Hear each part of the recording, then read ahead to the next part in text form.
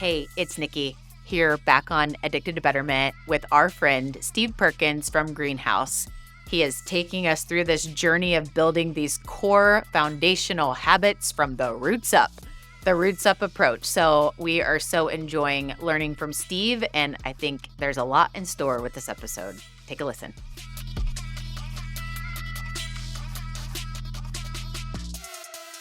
Hey friends, David here with Addicted to Betterment, and man, I'm excited for today's episode. Guys, if you follow Nikki and I at all or listen to our stuff, one thing you know is that we are on this relentless pursuit to live life at a 10. And I hate the idea of being average. I hate the idea of mediocrity controlling my life and, going through life just checking the box. And some time ago, we got introduced to today's guest and friend of ours, Steve Perkins.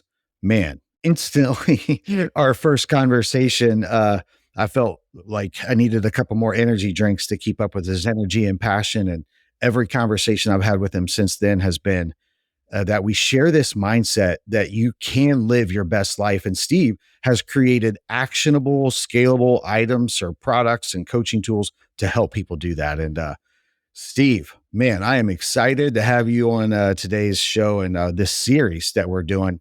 Yeah, me too. This has been, I want to say, a long time coming. I guess it hasn't been a long time, but it feels like we did that first episode together and we're like, we gotta keep this going. So I'm really excited. We got started over on your other show, Gut Plus Science, which was really fun, me and Nikki. And yeah, I'm really excited for today and the topics we're going to hit.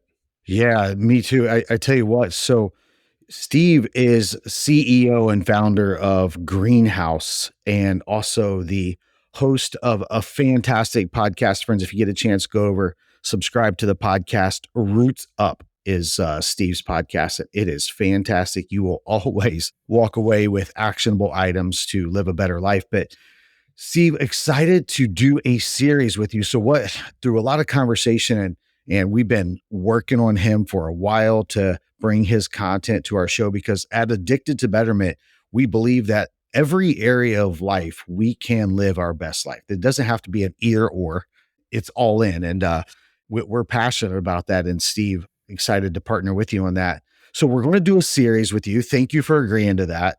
When Nikki suggested doing this series, she's like, hey, I'll host him. And I was like, no, come on. I know you're a lot better host, but hey, I want to do this one. So excited to partner together. And one of the things I was hoping to talk with you about that you do a lot of work around is being the CEO of your calendar.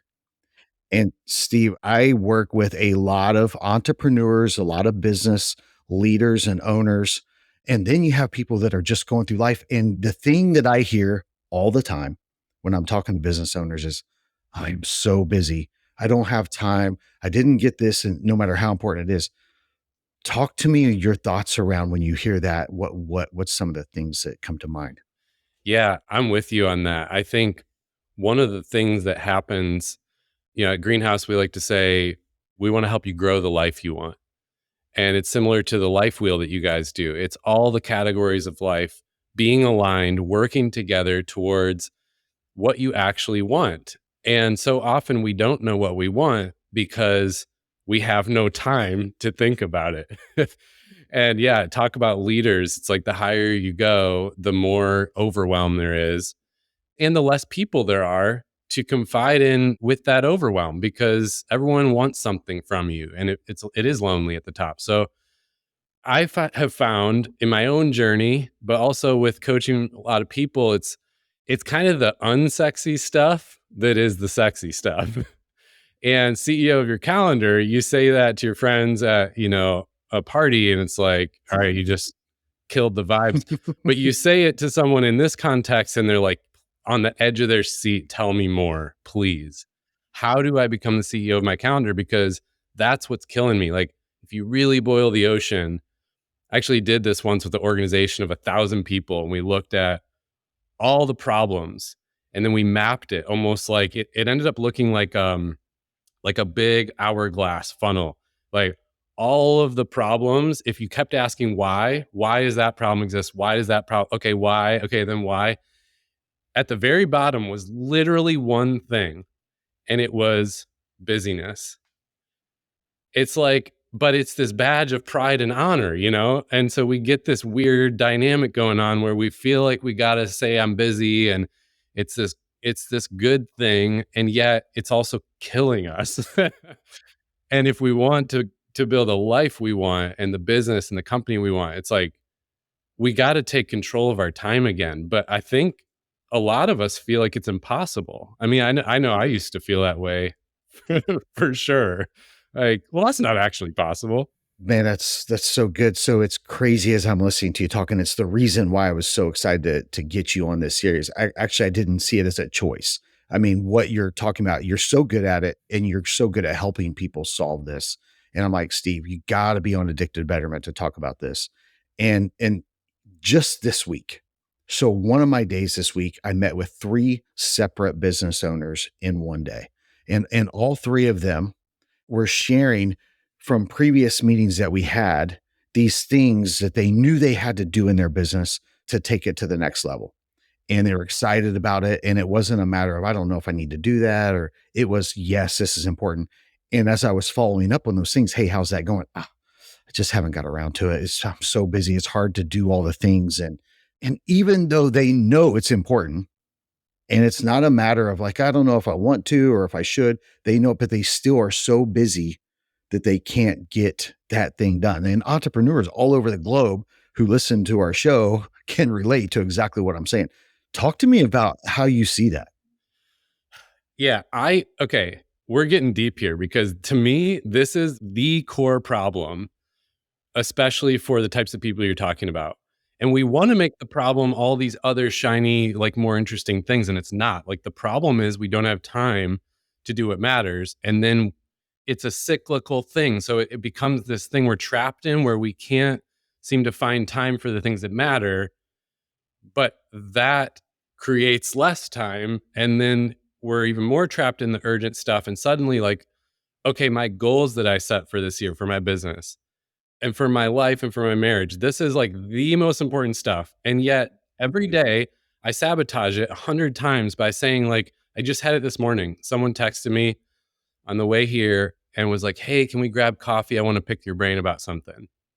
And I mean, I'm such a people pleaser. I just want to say yes. And I used to say yes to all these. And what I want to say to this guy is like, man, but you don't understand. I get 30 of these every week. Like, if I said yes to them all, I would never get the important stuff done.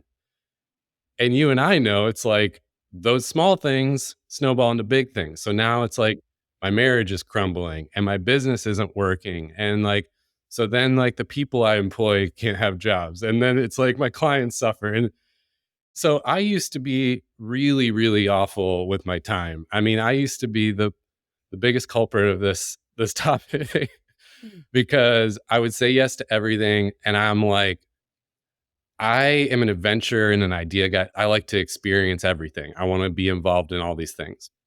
And so I used to pack my calendar full and I was very reactive. It's like, whatever, if you ping me about some idea, I'm like, I'm in. Yes. And so I remember very clearly the first year of entrepreneurship, and I'm staring at this laptop every morning, and I was basically working out of Starbucks, you know, like all of us got to start real scrappy. So I'm at this Starbucks, I'm staring every morning at my laptop. I came out of the corporate world, so I had a lot of bad habits from that. And every morning was like this huge list. I was like a list guy, so I just put everything, and I'm staring at this list going, all this stuff is equally important. Like, where do I start? And I'm curious if you've ever had this, David, because I had many days where I spent more time like rearranging the list than I did knocking anything off the list because I was just trying to, I don't know, like organize it and make sense of it. And so I was just very scattered. And it's like, I'm doing a ton of activity, but I'm not moving the needle at all. So for anyone out there, if this, you know, helps them feel more seen and understood, I had invested my own money to start this company. My wife had stopped working at the time. We had a lot going on in life. And so I needed to start making some money, but I actually spent the whole first year spending and not making almost anything because of this problem. It's like, all the gurus online want to talk about like these sales strategies and all this fancy stuff. It's like really the problem was just that every day I was packing my calendar with stupid things that had nothing to do with like the goal of finding clients and making money. And so when I look back now, it's really clear. I think I learned a lot from that year, but I kind of wasted that year in a sense, rearranging to-do lists. You asked me if I've experienced that. I was like, were you watching my morning routine this morning? Is that what you're doing? 'Cause, Yeah. um, it's interesting. Have I experienced it? Yes. I feel like it's a battle that we all fight, and one of the reasons you said something I want to just highlight. You mentioned, career and being a husband and, your marriage is crumbling, you're trying to do all the things. And that is why I'm so excited to chop this up with you today is because friends, if you're seeing progress and killing it in business, but your marriage is crumbling, it's not a flex. That's not, you're failing. If you can do the things, have the disciplines to kill it in business, kill it as a spouse, kill it as a father, as a mother. You can do, and if you're not, then you got your priorities wrong and you're not managing your time correctly. And that's why I love having you on here because, Steve, you exemplify that, you live it out, and man, it's inspirational to me. So share with us some what that looks like to you. Yeah. And I just want to say, because I think that's a huge point you just made. You and I are both very intentional about this, but it is a constant pursuit to recorrect and to adjust.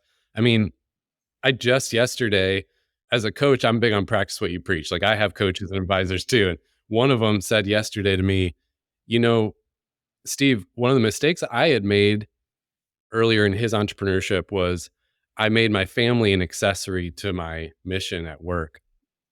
And I saw the consequences of that later. And he was like, I want to help you prevent that because, he was seeing in me signs of doing that at times. Like, oh yeah, I'm so hyped about what I'm doing at work that I kind of just want my family to be like an accessory to that versus their first. And then it's not that I don't have to be excited about the work stuff, but it's like the mental emotional prioritization of it. It's hard for entrepreneurs. So I think all these things we're talking about, they do come back to being the CEO of your calendar. And yeah, I mean, I think we should dive into what it looks like, but the main point is it's about one major shift, shifting from reactive to proactive. And that's a major shift because we are now in a world where we're pinged constantly with all kinds of stuff to react to. So, we don't have to dive into it. Everyone listening knows it's like thousands of marketing messages a day, maybe hundreds of notifications, texts, emails. And then not to mention the fact that we're just constantly connected. So you're like getting input and stimuli all day long. And I think what it's created in our culture is a reactive nature. Like most people are just living in this reactivity just to survive the day. And so, guilt shaming here. It's just like this is the water we're swimming in. And so if we want to be proactive and we want to create more of the life and the business we want, you have to very intentionally make that shift to be proactive about your time. And what that looks like is mainly putting blocks on your calendar that are the most important stuff to you that repeat out into the future. So everything else has to be built around those things.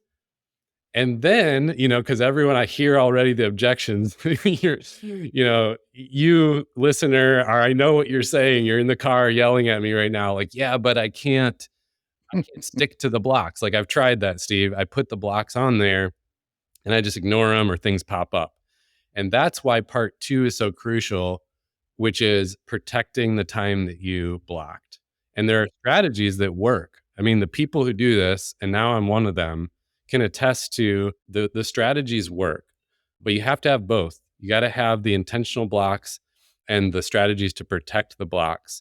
And it's a game changer. I mean, I used to be Sunday scaries to the max because it's like Monday, my calendar is just going to like hit me like a brick wall. And now I really look forward to Mondays and even every morning because I have these blocks of time for what matters most first. And then the other stuff can filter around that. And so, forewarning to people, it is like getting in the gym. Like you have to build the muscle. And I'm just saying this with pure empathy because I used to be so bad at this and it took several years of really practicing this new way to dial it in. But I mean, what's on the other side is so glorious because most days now I've got time to do creative, strategic things that move my goals forward. I've got space to breathe in between. I'm used to be late to everything. I still am a lot of times, but like not as late to everything. I'm not rushing around constantly. And you have more agency than you might think because easy for me to say I'm the boss of this company, but like what about someone working in a company that's got lots of people requesting their time and people they're accountable to? I think even in that situation I've seen that you have more leeway than you think. It's just that shift. Like you're probably in reactive mode, being a victim to everyone else's requests. And if you shift it, you might find you have a whole lot of space for agency. And I think that's like my hope that people get out of this conversation. Man, that's so good. So I love how you broke that down, identifying the priorities, then making time blocks accordingly. So let's just give an example of someone like us. I work with these guys. I talk to these people every day and they listen to the show. They have massive business goals. They've got fitness goals that they're trying to accomplish, get in the gym, eat healthy. They also love their significant other. They're passionate about being a parent and and giving back to the community and being filling all the roles. So let's start with first, give me a couple practical steps to the man, the woman listening to the show going, "Oh, man, I relate." So what's the first to do that they can do to identify their priorities so that they can then, block the proper times and some practical steps to do that? Yeah. Okay. So this is such a great question. There's a two-part answer because the real answer is you got to have a clear vision and intentions, which is like, we'll get back to that at the end because if you start there, you might be too overwhelmed. So for the person who's just back to back overwhelmed, the starting point is this: put 3 blocks on your calendar. And I mean, literally, if you're listening, I want you to pause it and put them on there right now. Or if you have like an admin, someone that owns your calendar, right now, tell them to add these. So the first one is called your weekly planning rhythm. So you can just call it like weekly planning, whatever. And I'm just going to give you the ideal. This can be different for everyone, but the ideal scenario is it's Friday morning and what you're doing in that block, let's call it an hour block. If you're real tight, then like just start with a half hour. Start with something doable, but ideally would be in like an hour. And in this block, you're going to do 3 simple things. You're going to look at this past week, what was a win, and write it down. Because we're always focused on problems and moving forward, but like there was a win and you got to recognize the wins. So what was a win? And then what was something you learned that week? Because we want to also capture the learnings and be growing versus just like running by them and missing it. The second thing you're going to do in that block, I like to call it your main thing. It's decide your one top priority for the next week. And I know that there's always more than one, but the word priority literally means one. So the practice of choosing one is important because what if, everything hits the fan next week and it's chaos and a bunch of unforeseen things happen and I can't get my whole list done? What is the one thing, like if I can only get one thing done, what would it be that would move the needle on what matters? So this is where if you've done the work of like vision and goal setting, it's already clear. You just picked something. But if you haven't yet, you still have a good gut sense. Like, all right, what's a significant step forward that you probably are putting off because it's hard or it takes time? Like, there's your thing, you know? And you set that main thing for next week. Okay. The third thing you do in this block is you set a time next week to do that main thing. It's like so basic, right? But we don't do this. So what we do is, well, okay, what I need to do is right now in my business, we need to grow our client base. So I need to do a bunch of like outreach work. That's hard. I don't like it. It takes time. So I'll just like, I procrastinate it. First, I answer a bunch of emails. Then I like pour coffee 5 times. And then, like maybe by Thursday night, I get to it. Maybe. And so to your point, like when I'm working with CEOs and entrepreneurs, I make them do it Monday morning. Your block is Monday morning, and that's when you're doing the most important thing. Because you just told me that it's the most important thing. So like, let's live like it. And if you want to whine, the Monday's already blocked. It's like, then move it. Whatever is Monday morning, I guarantee it's not as important. Like you have agency. This is about being the CEO of your calendar, not like the servant of your calendar. So Monday morning is my ideal. Even if you just do this one tip, you've already flipped your entire calendar on its head and made it about what matters most every week. Now, of course, following through is a whole other topic, but you've at least set the intention and you've shifted from reactive to proactive. So like major win, that's great. The other thing I would do is set a little block every morning to kind of do a mini version of that for the day. And for me, I like to do it in the car or in the shower, like bake it into something I'm already doing so it doesn't take up extra time, and just make that a practice of looking at your calendar for the day, thinking through like what matters. Do I need to be like prepared for certain meetings, or like come in knowing what I want to get out of that meeting? And it's just like a mini, 10 or 15 minutes thought process for the day. But if you do those two things, now you have moved from reactive to proactive every week on Friday, and you've moved from reactive to proactive every day, first thing in the morning. I mean, you're already better than 99% of people on planet Earth if you've done that. Because it's just, no one's this intentional. I think that's the best place to start. Like, just start with that. And then, well, I said 3. The third block would be if you're a leader and you have like one-on-ones with the people you manage or team meetings, the recurring kind of stuff, is just try to block it together as much as you can. So I was working with a leader recently and we put all their one-on-ones on Tuesday afternoon back to back, because what happens is these things were spread out throughout their week. And so they could never get important stuff done because they were context switching constantly. And, for anyone who's into the brain science stuff, it's like, it takes you sometimes a half hour to get back into the flow once you've broken out of it. So like, well, I'm in this meeting, then I have a one-on-one, and then I have this meeting, and then this meeting, and then a one-on-one. And it's like, if I batched all the one-on-ones together, I could just do one preparation, be in the flow, get it done. And now I've got a whole week without it. So I think those practical steps are like, you can do them right now, especially if you're like the top leader or an entrepreneur. Then you start creating breathing room so we can talk about the bigger picture. Because if we start with the bigger picture, like it's just hard when you're drowning. Let's get the floaties on. Let's get to where we're at surface level and breathing again. And now we can look bigger picture. Man, that's good. So I've got 2 pages of notes right now already. So I've got some work to do. Thank you.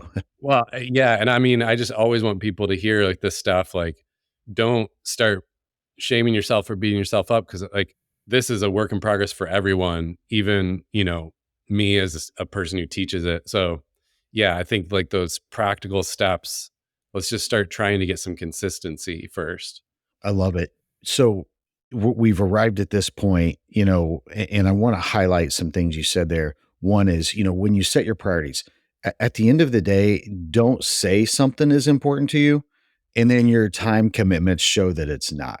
So let's just be real. If your family is getting your leftovers, or, what's getting your leftovers, hopefully nothing, you're able to prioritize with time blocks may not be the equal amount of time, but that time is focused and intentional. So if you get small amounts with your significant other, block that time where it's super intentional with so they're not just getting crumbs from your day or from your, so we've looked at our priorities. We've, blocked the time. As you said, I love the step of these mini blocks every day. I'm going to actually steal that and start that right away. Thank you.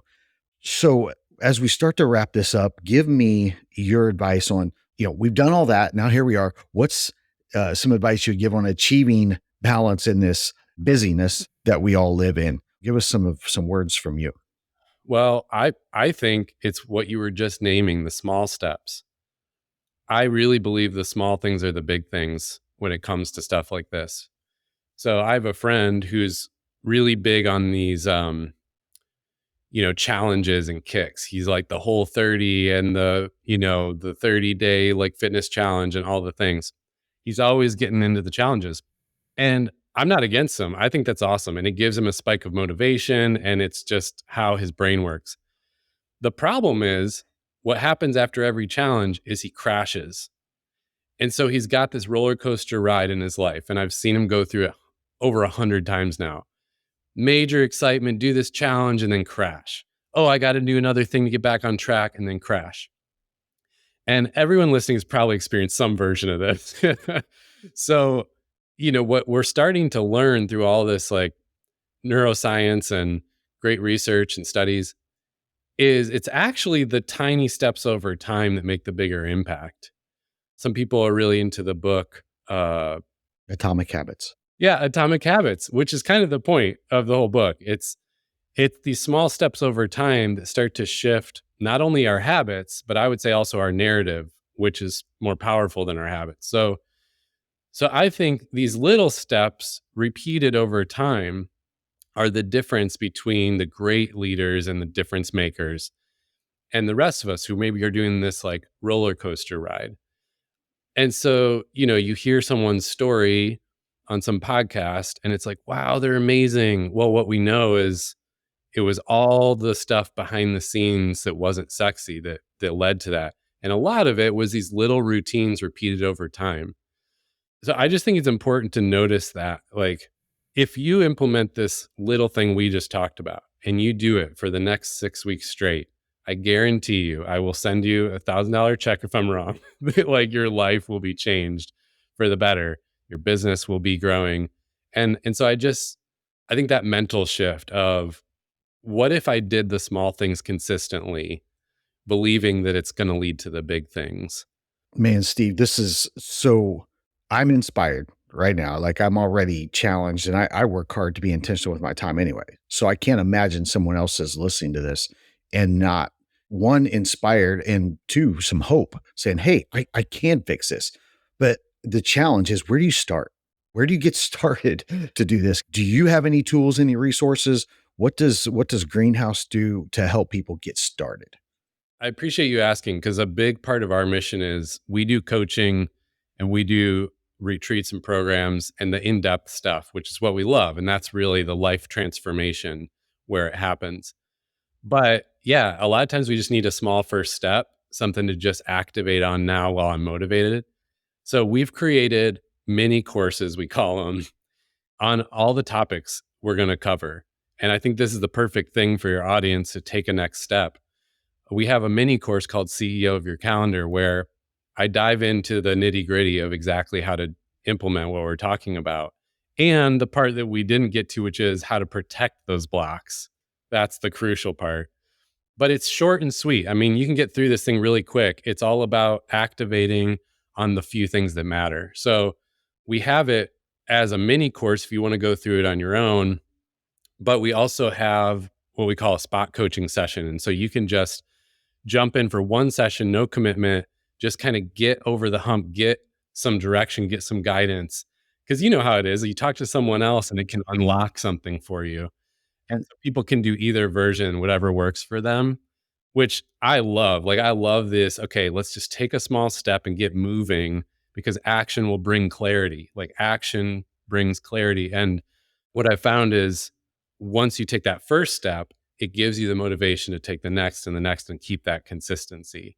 So, I mean, that's what I would tell people, because at the end of the day, if we go back to Addicted to Betterment's mission and Greenhouse's mission and helping people grow this life that they want, it starts with having a vision of what is the life you want. Like, we got to actually define where we're headed, or we can't get there. If you do that, that helps you then create goals, because you're going to be able to pull those goals out of that vision. All right, here are the milestones that help me move toward that life. And then that gives you clarity for this day to day. All right, what is my main thing next week? What are the steps I need to take now? And that's when you said our podcast is called Roots Up. That's what we call the Roots Up approach to growing the life you want, is this vision, intentions, and these root level things. So if somebody's listening and they're more like in the place of, no, I'm ready to make a wholesale change, I got to make a big shift, then I think their next step is to work through this Roots Up approach and get clear on the vision and the goals, and put those roots into place. And that's also something we do. We've got actually a quiz that we can link here that's like the first step. And you just go through the quiz. It takes about 5 minutes on average, and it tells you, like, what to do next. Friends, we're going to put the link to that quiz here in the show notes. Just look in the show notes, click on the link, take the quiz. I'm going to do it as soon as I get off here. I'm a little bit afraid of what I'm going to figure out and how much work I need to do. But, I love the affirmation of the small steps. And my favorite thing that you said today is I talk to people every single day, Steve, who are overwhelmed with this conversation. This is the thing. They've got big goals and they want to do it. They feel overwhelmed and their time is all over the place and they can't get the thing done and they don't know where to start. And the thing I love that you gave was hope. You can do this. And, with people who have set big goals and are trying to accomplish big things and feel like they're on that hamster wheel and not able, they're just running in place and not, the list keeps getting pushed to the next day. Steve, your mission and what you guys do is this passion to help people do that better and solve that. Well, I love that you said that, because I think that's why you and I really resonated about creating a partnership, because we both want to help people activate. And here's another thing I would say. If you are someone who's feeling the overwhelm and you know yourself, like, that you're going to close this podcast, go back to your work, and you're going to lose the steam and it's not going to happen, then you are somebody who needs to get a coaching session. Like, this is why I've devoted my life to this stuff, because at some point we need another person to help us get over the hump. And I myself have multiple coaches. Like, it's no one is beyond this. This is like, it's just what we need in certain areas, because we're stuck in the weeds of our own life sometimes. So I used to be more shy about saying this, but I'm not anymore. I'm actually pretty confident that if you're listening and that's you got to take the step to, like, get on a call with someone who can help you get over the hump. Otherwise, it's just another exercise of inspiration lost tomorrow. And I mean, you and I are just so passionate about, like, no, you got to seize this moment, because it'll be gone. And life is just going to be mediocre if you keep doing that. Love it. Friends, take the first step. Take the first step. If one of those steps is click on the show notes, I'll put Steve's info in the show notes. Man, thank you so much. You helped me today. And if you're addicted to Betterment and I'm an Addicted to Betterment listener, I know Steve helped you as well. So friends, go make it a great day. Let's go. So you just listened to this episode. Now, join us in being addicted to Betterment. Please subscribe to the show, share with your friends, tag us, and please take a moment, leave a review. Yeah, we do want your stars, but we really want the feedback.